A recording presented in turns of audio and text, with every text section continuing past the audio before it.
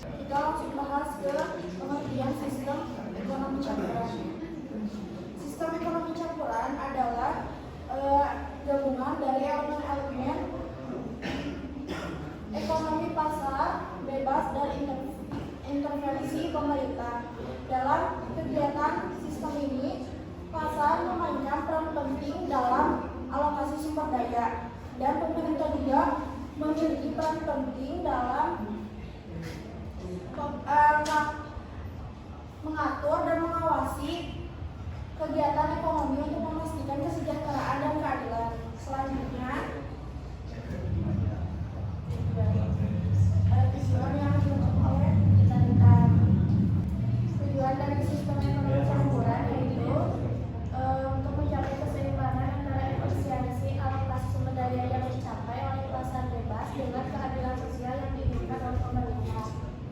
Dengan demikian, sistem ini mencoba untuk memanfaatkan kelebihan kedua sistem ekonomi yang ada sambil mengatasi kelemahan-kelemahan yang mungkin terjadi. Namun, implementasi sistem bervariasi dan tergantung pada nilai kebutuhan kebijakan politik masing-masing negara. Maksudnya, ciri-ciri sistem ekonomi campuran. Ada ciri-ciri sistem ekonomi campuran. Ciri-ciri perekonomian campuran antara lain memperbolehkan penawaran dan permintaan untuk menentukan harga yang wajar, perlindungan hak milik pribadi, promosi inovasi dan dalam lapangan kerja, keterbatasan pemerintah dalam dunia usaha namun tetap memperbolehkan pemerintah memberikan kesejahteraan secara keseluruhan.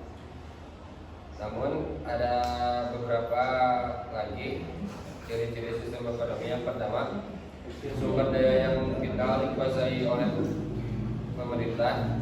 Yang kedua, pemerintah menyusun peraturan perencanaan dan menetapkan kebijaksanaan di bidang ekonomi. Dan ketiga, swasta diberi kebebasan di bidang-bidang ekonomi dalam batas kebijaksanaan ekonomi yang ditetapkan pemerintah. Yang keempat, hak milik swasta atas alat produksi diakui asalkan penggunaannya tidak merugikan kepentingan umum. Yang kelima, pemerintah bertanggung jawab atas jaminan sosial dan pemerataan. Dan yang terakhir, jenis dan jumlah barang diproduksi ditentukan oleh mekanisme pasar. Selanjutnya ada fungsi sistem ekonomi campuran. Adapun fungsi sistem ekonomi campuran yang pertama menjadi perangsang bagi masyarakat untuk melakukan kegiatan produksi. Apa sih yang dimaksud dengan menjadi perangsang bagi masyarakat untuk melakukan kegiatan produksi? Yang dapat diartikan sebagai upaya untuk mendorong dan memotivasi masyarakat agar terlibat aktif dalam kegiatan produksi barang atau jasa.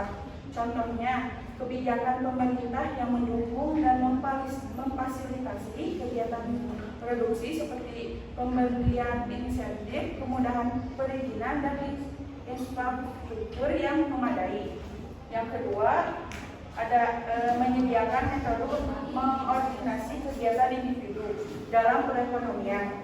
Yang dimaksud dengan menyediakan metode untuk mengordinasi kegiatan individu ini ialah upaya untuk menciptakan suatu sistem atau mekanisme yang dapat mengatur dan menyelaraskan berbagai aktivitas ekonomi yang dilakukan oleh individu-individu dapat dalam suatu perekonomian. Contohnya yaitu sistem harga pasar. Harga pasar yang terbentuk dari interaksi permintaan dan penawaran dapat menjadi sinyal bagi individu untuk mengalokasikan sumber daya dan mengambil keputusan ekonomi. Yang terakhir yaitu menyediakan mekanisme tertentu agar hasil produksi dapat dibagi rata. Yang dimaksud dengan menyediakan mekanisme tertentu agar hasil produksi dapat dibagi rata ialah upaya untuk menciptakan suatu sistem atau mekanisme yang dapat memastikan bahwa hasil atau output dari kegiatan produksi dapat didistribusikan secara adil dan merata. Contohnya seperti sistem upah dan kompensasi yang adil, memberikan upah atau kompensasi yang sesuai dengan kontribusi dan kinerja masing-masing pekerja. Selanjutnya ada pemilihan. Kelebihan dan kekurangan sistem ekonomi campuran menurut Herti Ramayani Sinaga SE MSI dalam buku Pengantar Ilmu Ekonomi. Untuk kelebihan sistem ekonomi campuran, yang pertama, mampu menciptakan inisiatif pribadi untuk melakukan usaha produksi, baik secara mikro maupun skala industri. Yang kedua, mampu memastikan bahwa pembangunan ekonomi berjalan baik seiring keseimbangan produk di pasaran. Yang ketiga, dapat mencegah monopoli pasar karena partisipasi bersama antara sektor swasta dan publik. Yang keempat, terjaminnya kesejahteraan sosial dengan adanya dukungan subsidi pada produk-produk pokok seperti listrik, air, dan bahan bakar. Yang selanjutnya, kelebihan dan kekurangan sistem ekonomi campuran. Yang kedua, tingginya potensi tingkat korupsi pada kebijakan ekonomi. Yang selanjutnya, distribusi kekayaan yang tidak begitu merata karena banyaknya peranan pihak swasta pada sektor penting dan sulit sehingga sulit diikuti oleh insentif usaha mikro. Yang selanjutnya, mudahnya muncul hambatan proses produksi dan pemasaran karena keterlibatan negara dalam setiap aspek ekonomi. Yang selanjutnya ada contoh sistem ekonomi campuran.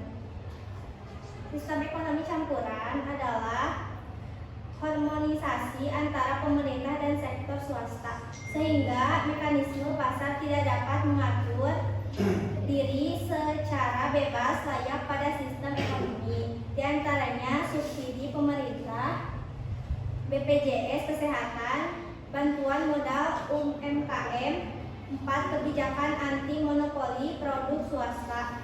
Yang contoh selanjutnya yaitu misalnya Amerika Serikat merupakan negara dengan perekonomian campuran karena kepemilikan alat-alat produksi sebagian besar berada di tangan swasta, namun mencakup unsur-unsur seperti subsidi untuk pertanian, peraturan manufaktur, dan kepemilikan publik sebagian atau seluruhnya atas beberapa industri seperti pengiriman surat dan pertahanan nasional. Kesimpulan dari sistem ekonomi campuran, sistem ekonomi campuran melibatkan kolaborasi antara pemerintah dan sektor swasta untuk mengelola perekonomian negara dengan membagi peran secara adil antara keduanya. Ini memungkinkan pemerintah untuk kegiatan ekonomi sambil memberikan kebebasan pada sektor swasta, menciptakan keseimbangan antara pasar bebas dan investasi pemerintahan untuk mencapai kesejahteraan sosial dan keadilan. Menjalankan roda perekonomian negara untuk itu